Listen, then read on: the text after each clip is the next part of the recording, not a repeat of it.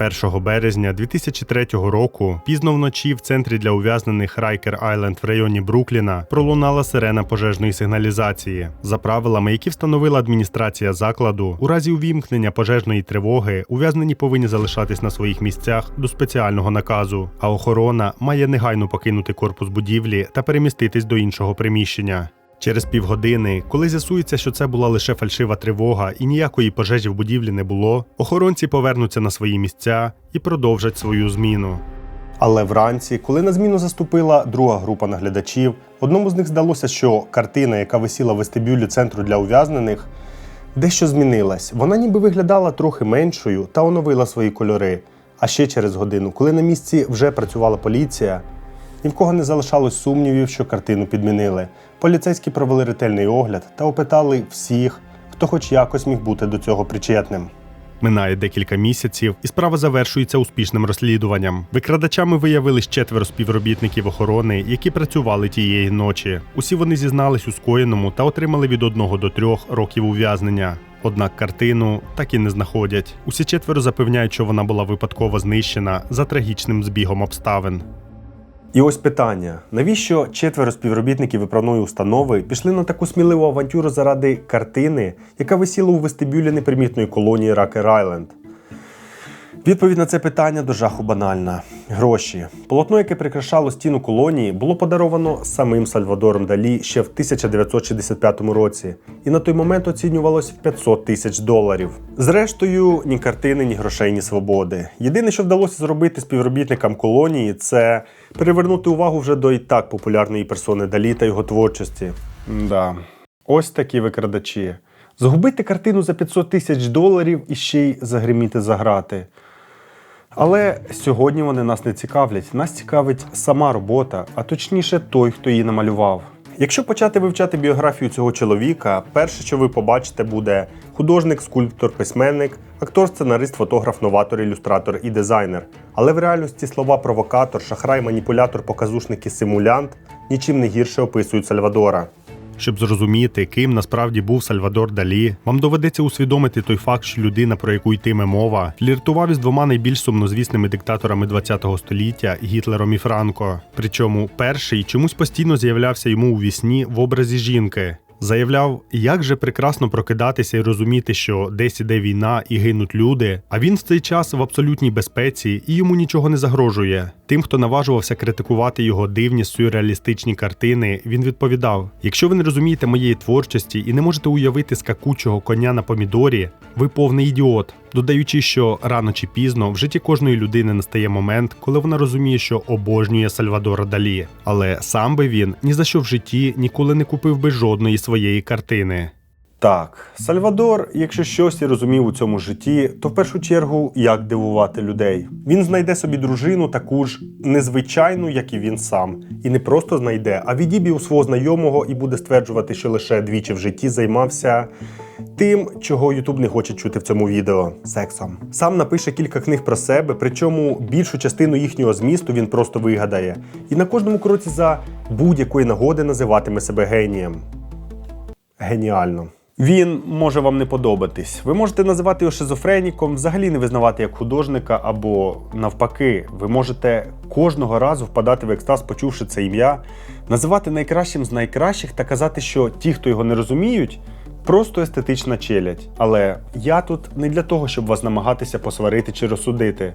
Я тут для того, щоб спробувати хоча б трохи наблизитись до істини та дізнатись, хто ж насправді такий Сальвадор Далі. Далі 25 років, його роботи вже на виставках Парижу, і в цей час Сальвадор пише, малює, створює, як хочете це назвіть, чергову картину під назвою «Священне серце Ісуса». І на перший погляд цілком нормальна назва. Мабуть, це щось щире, щось духовне, щось світле. І на перший погляд незрозуміло, для чого Сальвадор додає до біблійського мотиву декілька слів від себе. «Інколи я з насолодою плюю на портрет моєї матері». З ума зійшов, чи що? Якщо ви не оцінили цей благородний вчинок, вітаю, більш за все ви адекватна людина. Батько юного генія Сальвадор Далі Кусі теж не оцінив ці слова в адрес своєї вже покійної дружини, вигнав сина з дому і відмовив у будь-якому фінансуванні, в надії, що горе-синочок посидить декілька тижнів без копійки, прибіжить додому та попросить пробачення. Що робить далі молодший? Він відправляє послання у відповідь, лист, який він не знаю як, але наповнює власним сім'ям. І підписує це все словами «Це все, що я тобі заборгував». Лише за перший вчинок його можна було б назвати хворим на всю голову цинічним виродком. Але давайте не поспішати. Сальвадор, як би це зараз не прозвучало, явно не був дурнем. Кожен з подібних вчинків він робив навмисно і чітко продумано, і кожен з них мав свою особливу мету. Саме провокація та постеронія допоможуть йому назавжди увійти в історію не тільки як видатний митець, який цікавить виключно своїми картинами, а в першу чергу як особистість і неоднозначна персона. Молодий геній в свої 25 залишився без моральної та фінансової підтримки. Мати вже не було в живих, а батько після цього вчинку розірвав з ним всі стосунки. І якщо ми вже говоримо за підтримку, було би супер чудово, якби ви поставили лайк, підписались та написали коментар. Але це все дуже просто. Зараз нікого не здивуєш банальними закликами підтримати канал, і тим паче не змусиш це робити, навіть якщо це буде коштувати 2 секунди вашого часу. Більшість з вас навіть після цих слів не підняли свій палець, щоб поставити лайк, а тим паче написати коментар. Далі не вів канал на YouTube, він малював картини. І факт того, що отримувати лайки, а тим паче коментарі легше провокуючи свою аудиторію, він зрозумів задовго до цього. Секрет успіху Далі полягає в тому, що він би ніколи не просив би вас все це робити.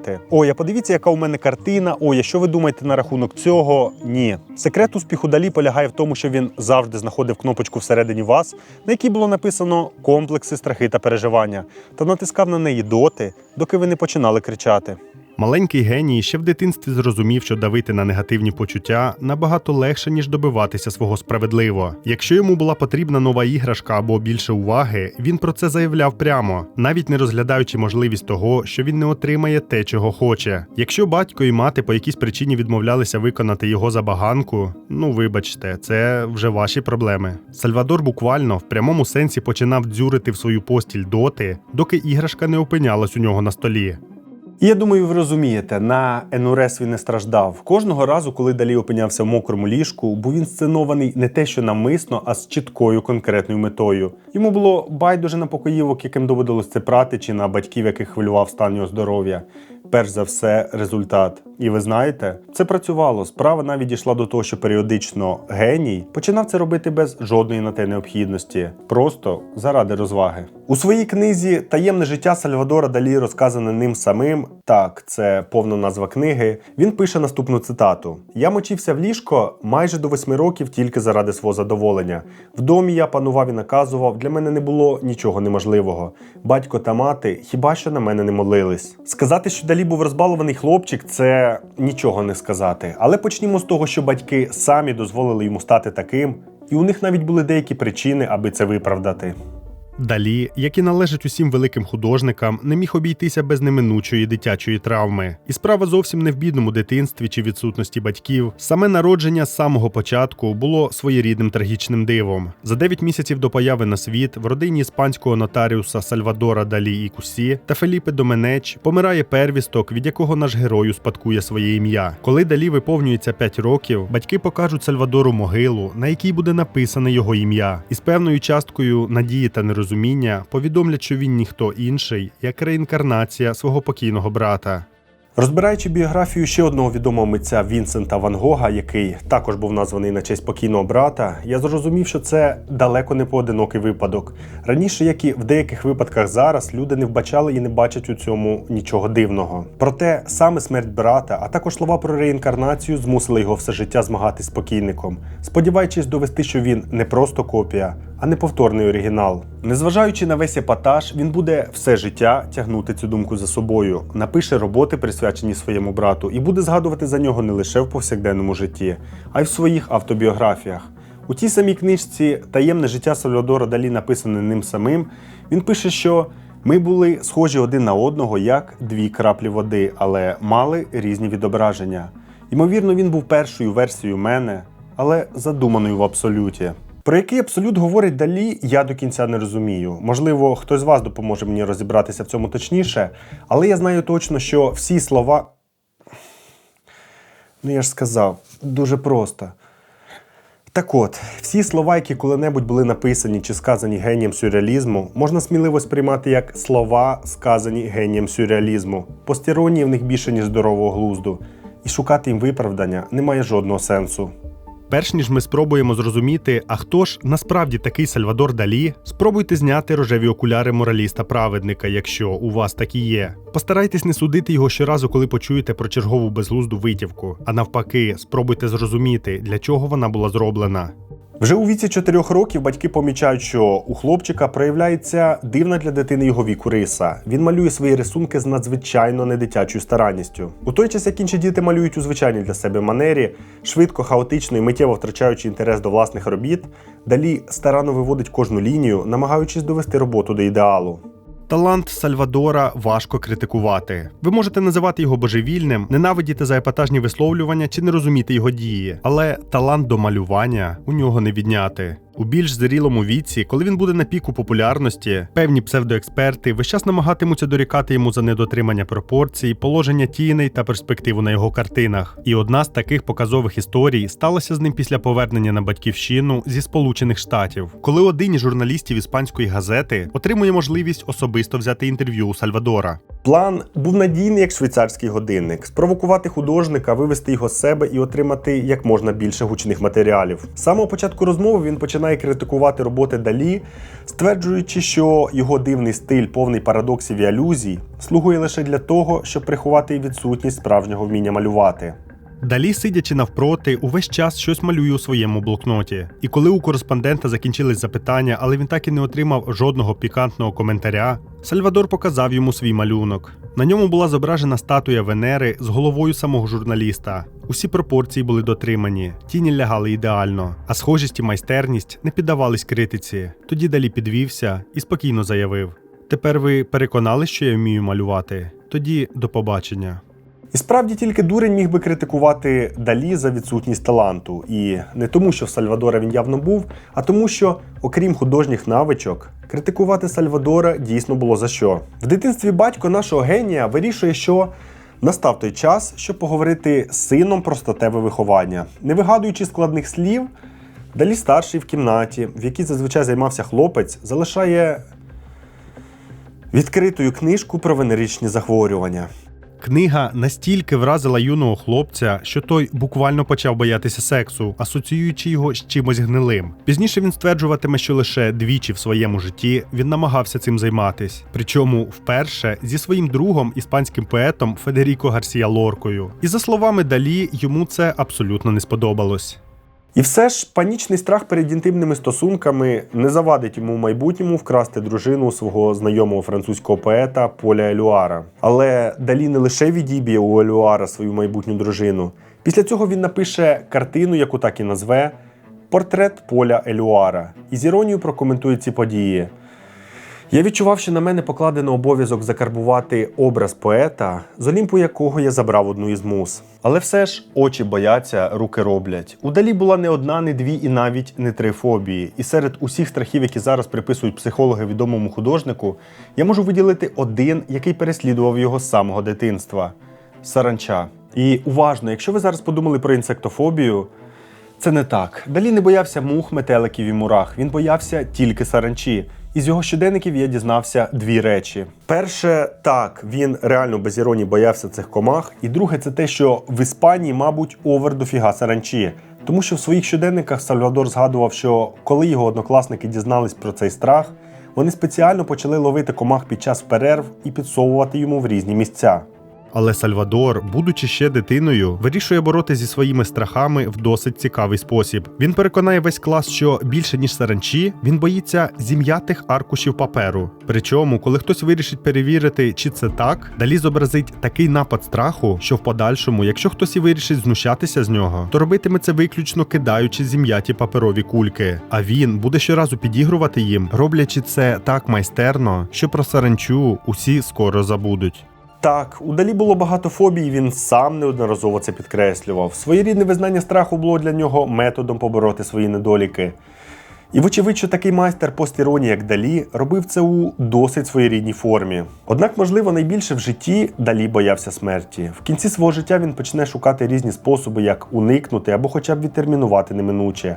Він буде пробувати різні дієти та режими, серйозно замислиться над замороженням власного тіла та навіть звернеться до різних містичних практик.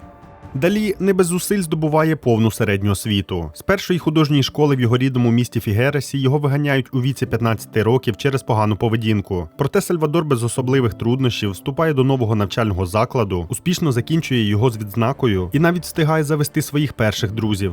В 1921 році від раку грудей помирає його мати. Незважаючи на ті вчинки, які Далі здійснить у майбутньому, в реальності він дуже сильно її кохав. Для нього це стане неймовірним ударом. На схилі років Далі шкодуватиме про те, що завдав своїм батькам стільки незручностей, і згадуватиме їх лише з теплотою. В той момент роботи Сальвадора ще зовсім не схожі на сюрреалістичний сон. Він пише у звичайній для того часу манері, пробуючи себе в імпресіонізмі та кубізмі. Трохи пізніше, без жодних зусиль, він вступає до Королівської академії витончених мистецтв. І саме в академії його життя починає кардинально змінюватись. Там він знайомиться з такими талановитими людьми, як Федеріко Гарсія Лорка, з тим самим, з яким, за твердженнями Далі, у них був інтимний зв'язок, і режисером Луїсом Бунюелем, з яким трохи пізніше Далі випустить свій перший фільм в жанрі сюрреалізму «Андалузький пес».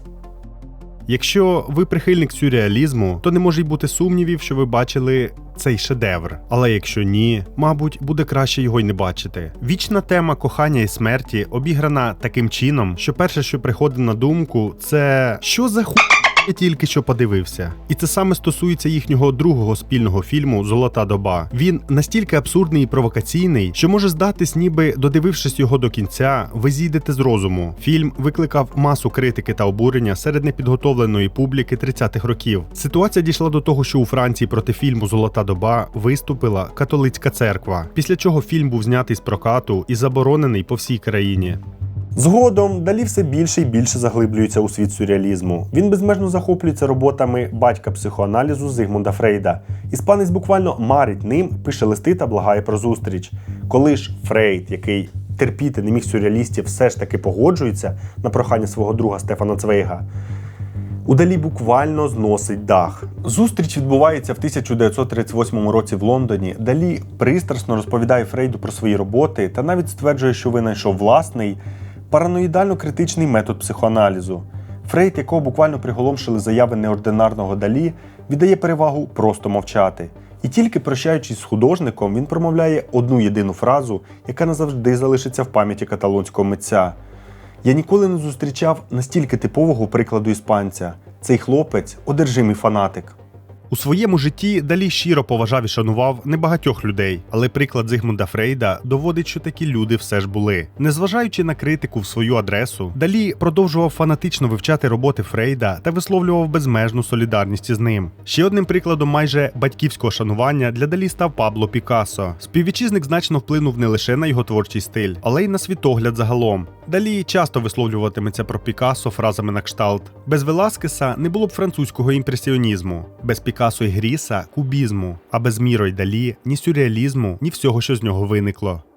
Дуже показовий момент. Далі людина, яка мільйони разів за своє життя назве себе генієм, і я впевнений, що саме так він і вважав, ставить себе або ставить Пікассо на рівні з собою. Ви розумієте, ні Жоан Міро, ні Макс Ернст, а це на секундочку видатні постаті формування сюрреалізму, не мали такого впливу на Сальвадора.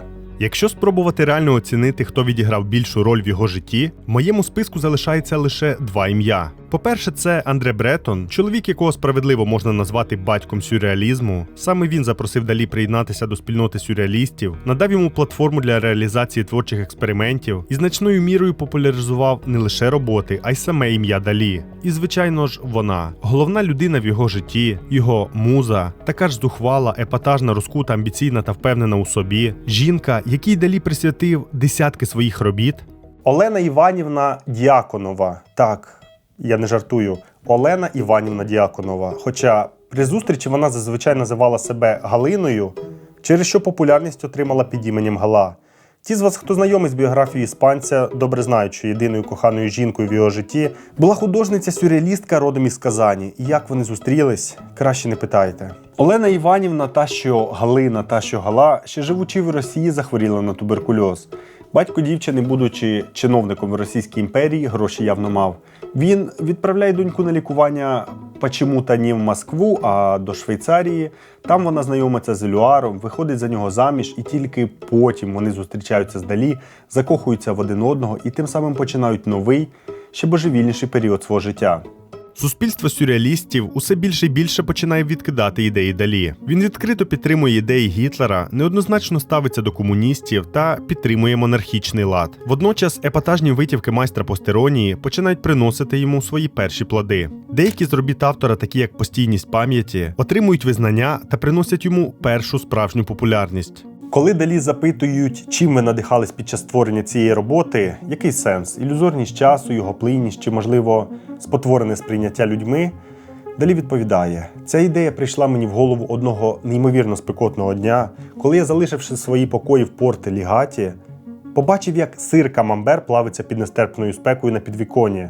Ну тобто, ви розумієте, на серйозну відповідь годі сподіватись. В 1939 році Далі створює картину з показовою назвою «Загадка Гітлера». Постійно виражає свою прихильність до диктатора та згадує за нього з будь-якої нагоди.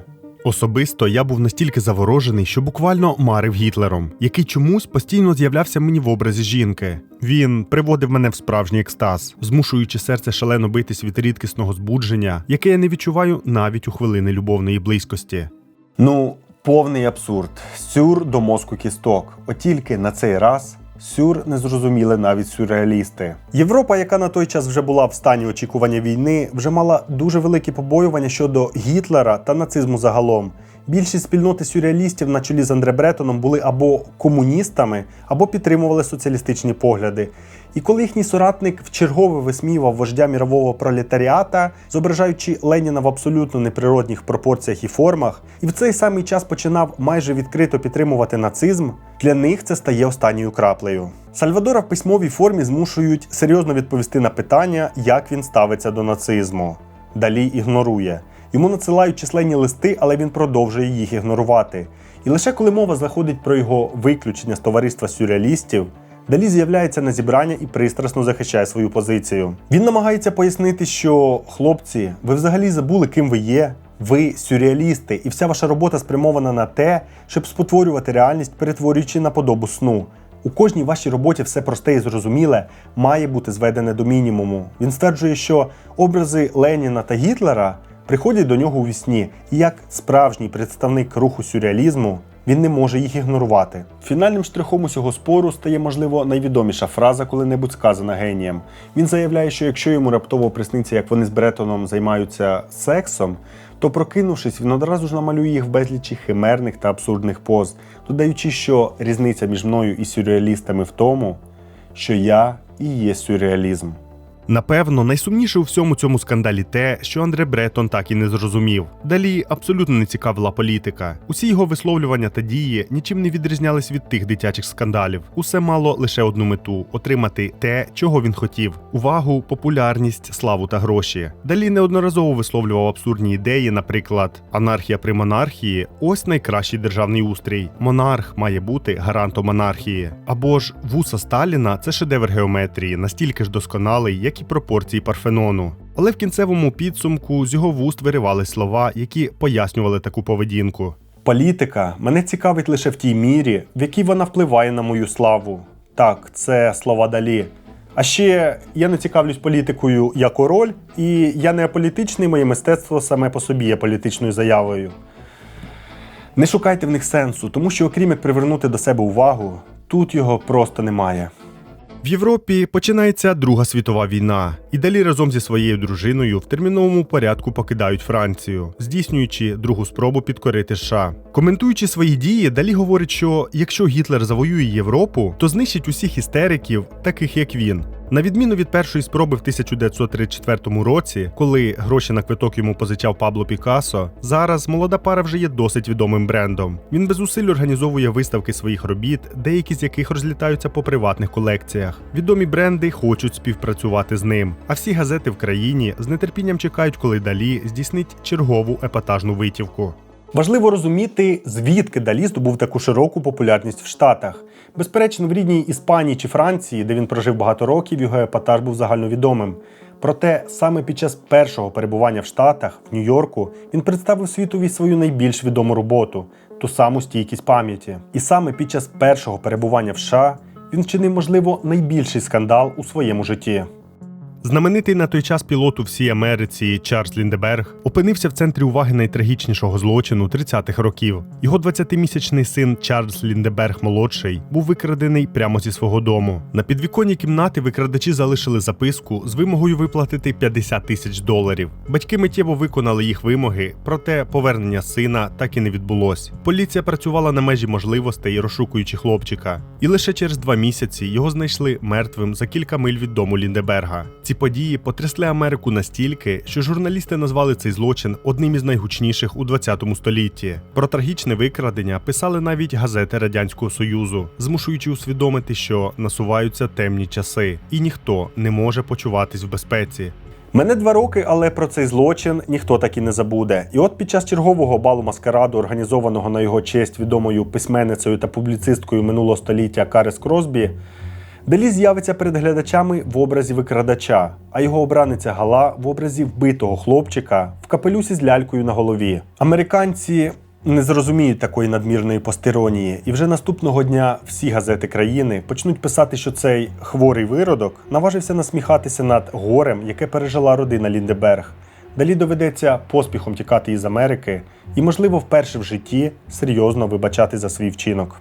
Мине ще кілька років, і під час свого другого перебування в Штатах Далі, можливо, зрозуміє – грайся, але не загравайся. Пристрасті в пресі вщухнуть, і якщо це можна так назвати, американці пробачать Далі. Проте це зовсім не означає, що він перестане шокувати публіку. Він продовжує влаштовувати свої сюрреалістичні виставки, організовувати благодійні бали-маскаради, де може прикрасити стіл живими жабами, або раптово увірвавшись до залу, почати розкидати мурах по всьому приміщенню. Створює інсталяції для вітрин магазинів із використанням манекенів мертвих тварин, а коли, прогулюючись вулицями Нью-Йорка, він ловить себе на думці, що на нього в цей момент ніхто не звертає уваги, Далі дістає дзвіночок і починає в нього дзвонити. Добре, якщо ми вже трохи зрозуміли, ким насправді був Сальвадор Далі, зараз настав час для справді важливих запитань. Що вам подобається більше? Великий мастурбатор чи телефономар? Що ти, чорт забирай, верзеш? І перше, і друге – робота Далі. Великий мастурбатор так взагалі вважається однією з найвідоміших та найгеніальніших робіт автора. І якщо ви думаєте, що для демонстрації його робіт я обрав саме цю тільки через дивну назву, приготуйтесь. М'яка конструкція з вареними бобами, передчуття громадянської війни. Вечірній павук обіцяє надію, 2 шматочки хліба, що висловлюють любовні почуття, содомське самовдоволення невинної діви і нарешті моя улюблена – сон, викликаний польотом бджоли навколо граната за секунду до пробудження. Але я обрав саме цю картину тільки з 2 причин. Перша – це всесвітньо відомий та визнаний шедевр. Зараз вона зберігається в Центрі мистецтв королеви Софії в Мадриді і на рівні з творами Пікассо вважається головним експонатом галереї. Її неможливо купити, а навіть якби це було можливо, вам довелося викласти суму в десятки, а то й сотні мільйонів доларів. І причина номер 2 – це те, що на ній зображено майже все, чого Далі боявся, і майже все, що він любив. В самому центрі ми бачимо на перший погляд щось дуже схоже на голову. І фактично так воно і є. Цей образ буде фігурувати в багатьох його роботах. І за словами мистецтвознавців, натхненням для нього стане скеля, яку Далі побачить в рідній Іспанії на мисі Креус. Саме біля цієї скелі відбулася доленосна розмова між ним та Галою, після якої вони офіційно могли назвати себе єдиним цілим. Для Далі це вже не просто шматок каміння. Він фактично робить його частиною себе, зображаючи його як автопортрет. Без сумніву, не менш важливою фігурою тут є сама Гала. Далі присвятить своїй музі не 1 десяток робіт, і на кожній із них вона займе центральне, особливе місце, таке ж, яке вона займала в його житті. Інша справа, що робить Гала на цій картині. Це саме те, що Далі не зможе відпустити, і що стане центральною темою, яка супроводжуватиме його все життя. Сексуальні відносини, те, чого до жаху боявся, але постійно виставляв на показ. Також на цій картині ми бачимо саранчу, ще один страх Далі, а поряд з нею мурах, яких він безмежно любив через їх асоціацію зі смертю. Квітка лілії, що асоціюється з невинністю, як і сама назва роботи, явно відсилає нас до поняття самозадоволення. Далі не вважав це ані трохи ганебним. Навпаки, він ніби стверджував: «Так, я постійно цим займаюсь, зате я неторканий, я невинний». Ще ми бачимо лева, також досить частий персонаж у його роботах. За словами самого автора, він виражає невпевненість або страх зіпсувати вдалий момент. Про який саме момент йдеться в цій картині, думайте самі. На задньому плані самотній силует символізує самого автора. Важлива деталь – він розташований позаду скелі, що якби уособлює минуле. Момент, коли він розриває стосунки із батьком і залишається абсолютно самотнім. І вже на передньому плані ми знову бачимо Далі, але на цей раз він в обіймах своєї коханої, чиї тіні зливаються воєдино. Камені, що балансують на ньому, символізують різні моменти з його життя, які йому так тяжко було втримати в рівновазі. Що символізують ось цей гачок і ця штука, схожа на панк-ірокез, я не знаю. Можливо, вам вдасться їх розгадати. Але я знаю точно, що якби я зараз це все розповів самому Далі, він би сказав: «Давай по новой, Миша, все». Тому навіть спроба зрозуміти, що саме Далі хотів сказати в цій чи іншій роботі, від самого початку є поганою ідеєю. Це і називається постіронія, і ви можете не погодитись, але Далі тут справжній король. В 1942 році світ побачив книгу «Таємне життя Сальвадора Далі», написане ним самим. Незважаючи на суперечливий зміст, вона отримує схвальні відгуки критиків. У цей час Далі співпрацює з Альфредом Хічкоком, створюючи декорації для фільму «Заворожений». Продовжує влаштовувати епатажні вечірки, з'являючись в найекстравагантніших костюмах і з найекстравагантнішими атрибутами. На одну із них незрозуміло для чого він приносить мішок живих мух. Пізніше хвалиться публіці своїм ручним лобстером, але навіть цього йому здається замало. Тому на одну з таких вечірок він з'являється з акваріумом в руках, в якому знаходиться золота рибка, прив'язана до повідка. Волт Дісней запрошує Далі для створення спільного анімаційного фільму. Сальвадор на пропозицію погоджується, і вони протягом декількох років працюють над проектом із робочою назвою «Дестіно». Прем'єру постійно відкладають, мультфільм зустрічає фінансові труднощі, а творці розходяться в поглядах щодо стилю. В результаті мультфільм так і не виходить в прокат. Його завершать лише в 2003 році, коли обох творців вже не буде в живих. Далі повертається на батьківщину, при цьому спричинивши великий скандал. Після громадянської війни в Іспанії до влади приходить колишній неформальний союзник Гітлера Франциско Франко, який встановлює тоталітарний режим і залишається у влади навіть після закінчення Другої світової війни. У той час як увесь цивілізований світ критикує Франко за авторитарне правління, репресії та пособництво нацистам, Далі називає його далекоглядним політиком, який дав країні істину, світло й порядок у момент, коли у світі панував хаос та анархія. Говорить він це щиро чи з іронією, невідомо. Відомо лише те, що Далі дуже хотів додому. Далі забуває про Гітлера та називає його конченим мазохістом, який розпочав війну тільки для того, щоб героїчно її програти. Після повернення він продовжує активно малювати, знімати короткометражні фільми та захоплюється фотографією. Водночас світський спосіб життя нікуди не зникає. Сальвадор так само продовжує шокувати європейську публіку. Під час однієї з фотосесій в Парижі його запитують: «Чому ви раптово захопились фотографією?» Далі відповідає: «Мене завжди цікавили і фотографія, і фотоапарат.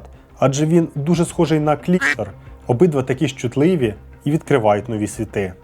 В 1958 році Сальвадор офіційно вступає в шлюб з Галою. І тут можна було подумати про ідеальну історію кохання, але, на жаль, це не так. Через 10 років його дружина прямим текстом заявить: «Я хочу жити окремо». Проте самого художника це ніяк не збентежить, адже він ставиться до неї як до чогось набагато ціннішого, ніж просто дружина. Згодом він навіть змириться з її молодими коханцями, які іноді будуть на 50 років молодшими за саму Галу. Він побудує для неї окрему резиденцію, витратить на це неймовірні кошти, а врешті-решт замість подяки отримує договір, згідно з яким він може відвідувати замок Пуболь лише за попереднім письмовим дозволом дружини. Що не кажіть, але Далі і справді кохав свою дружину. Навіть той роман, який у нього згодом трапиться з французькою співачкою Амандою Лір, Більшість учасників описують як спробу хоч щось протиставити Галі. Тим паче ходять чутки, що сам псевдонім для починаючої співачки вигадав майстер, адже Аманда Лір дуже співзвучно з Аман Далі, що з французької дослівно означає «коханка Далі». Його дружина явно прийняла такі правила гри, і час від часу вони будуть з'являтися на публіці разом. Але ще більш пікантний випадок трапився через голос артистки.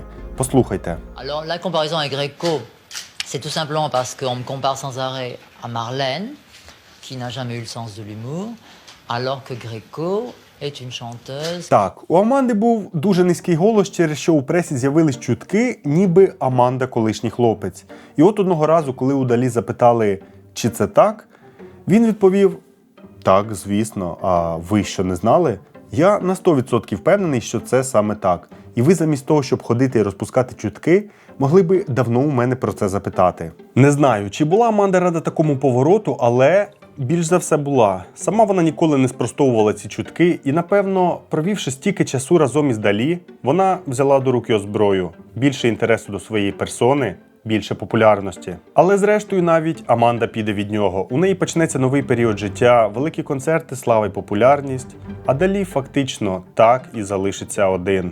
Далі продовжує малювати. Його картини в більш зрілому віці трохи змінюють свій стиль. Сюрреалізм, звісно, нікуди не зникає, але тепер в них більше простежуються релігійні теми. Далі працює з Коко Шанель, надихає молодих дизайнерів, знімається в різноманітних рекламах і навіть встигає прорекламувати засіб від похмілля. У нього з'являються два постійних домашніх улюбленця – оцелот на ім'я Бабу і Мурахоїд.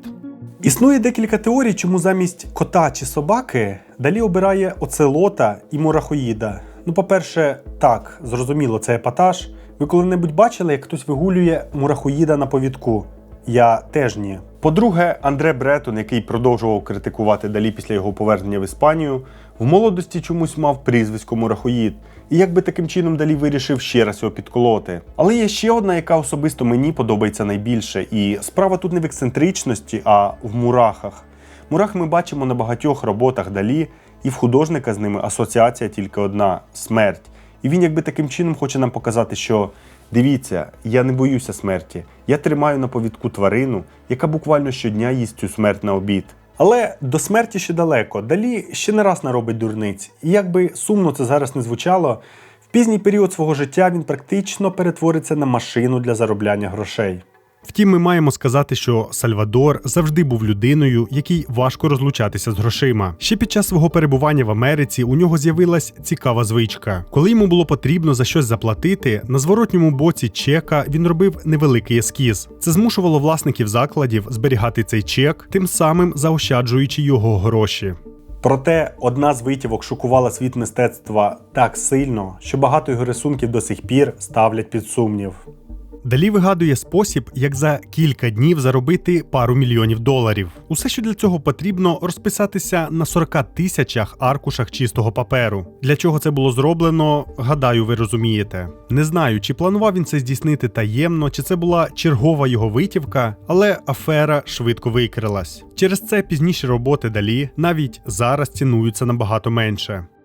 Що, а заробляти гроші він точно вмів, причому багато і швидко. Якщо говорити про Далі як про дизайнера, то серед його найвідоміших робіт, не враховуючи це і це, навіть не запитуйте, навіщо це було придумано. Так от, якщо говорити про його дизайнерську діяльність, то найвідоміша робота Далі, і я впевнений, що кожен з вас її бачив і не раз, це логотип Чупа-Чупс. Цікаво, що на створення цього логотипу, який ми, до речі, і досі бачимо на цукерках, він витратив рівно 1 годину. Скільки заробив? Гарне питання. Точна сума ніколи не була розголошена, але погодьтесь, навряд чи він робив це за символічну плату. Сальвадора починають цікавити голограми. Він намагається поєднати сюрреалізм із новими технологіями. І на одній із своїх виставок Далі виставляє центральним експонатом прозорий куб, всередині якого знаходиться сам Сальвадор. Спочатку глядачі не можуть повірити в таку реалістичну голограму. Але згодом всі розуміють, що перед ними ніяка не голограма, а сам майстер постеронії. Згодом художник перенесе тяжкий інсульт. Права половина його тіла значно ослабне, а ще трохи пізніше, у віці 87 років, із життя піде його вічна муза Гала. Для Далі це стане найсильнішим ударом. Після її смерті він майже не з'являтиметься на публіці, його стан здоров'я різко погіршиться, і він практично перестане працювати. Через кілька років він стане повністю безпомічним. Наслідки інсульту значно погіршаться, і він майже повністю паралізується. Прибравшись додому своєї покійної дружини, через рік в замку станеться пожежа. Немічний старий дивом зможе сповзти з ліжка та доповзти до виходу, отримає серйозні опіки, але залишиться живим. Після пожежі переїде до театру-музею в Фігерасі, найбільшої сюрреалістичної будівлі в світі, який Далі відкриє ще в 1978 році. І саме там за 5 років геній піде з життя, залишивши увесь свій спадок одній лише Іспанії. Давайте не будемо сумувати, адже Далі цього явно би не оцінив. Цікаво, що слова, які він повторював, уже перебуваючи при смерті, були адресовані не його коханій Галі, а людині, про яку я лише побіжно згадав у цьому відео. Він повторював «Мій друг Лорка». Ще цікавіше те, що сам Федеріко Лорка піде з життя дуже рано. В 1936 році, коли в Іспанії розпочнеться громадянська війна, Лорку заарештують і пізніше вб'ють франкісти. Після чого його книги будуть заборонені по всій країні аж до смерті Франциско Франко, того самого, якого буде прославляти Далі. Але навіть після своєї смерті Далі не перестав шокувати публіку. У 2007 році іспанка Марія Мартінес заявила, що є позашлюбною донькою Сальвадора Далі. Причому вона стверджувала це настільки впевнено, що суд в Іспанії погодився провести перший тест ДНК. З посмертної маски Далі взяли волосся, порівняли його з матеріалом і нічого не зівпало. Але Марія на цьому не зупинилась. Вона давала численні інтерв'ю, в яких заявляла, що Далі її батько і помилки бути не може. В 1954 році її мати працювала служницею в одному з будинків у місті Кадакес, де мешкав друг Далі, якого художник періодично відвідував. І за словами Марії, саме під час одного з таких візитів і була зачата дівчина. Ця справа набула настільки широкого розголосу в Іспанії, що в 2017 році суд в Мадриді все ж таки дозволив підняти двотонну надгробну плиту в тому самому театрі-музеї, ексгумувати останки Далі і провести повний тест ДНК. І що ви думаєте? Нуль. Абсолютний нуль. Тест ДНК не зівпав зовсім. Марія виявилася звичайною шахрайкою, яка хотіла заробити на імені відомого художника. Правда, я ще не сказав, ким була ця дівчина, а Марія, за її власними твердженнями, була телепатом. І під час чергового інтерв'ю, коли вона з впевненістю заявляла «Так, звісно, Далі мій батько», вона не забувала додати «Дівчата, записуємось на сеанс телепатії». Так, я не буду підводити підсумки в цьому відео, говорити, яким генієм був Далі, перераховувати його заслуги чи розбирати його роботи. Тим паче я сам сказав, що шукати сенси в його роботах – це марна трата часу. Власне, на цьому все. Я вам дякую за перегляд. І якщо у вас є якісь цікаві ідеї для наступних відео, не соромтесь, пишіть їх в коментарі. А я пішов готувати для вас це відео, його ще ж треба змонтувати. Ну все, не затримую вас. Пока.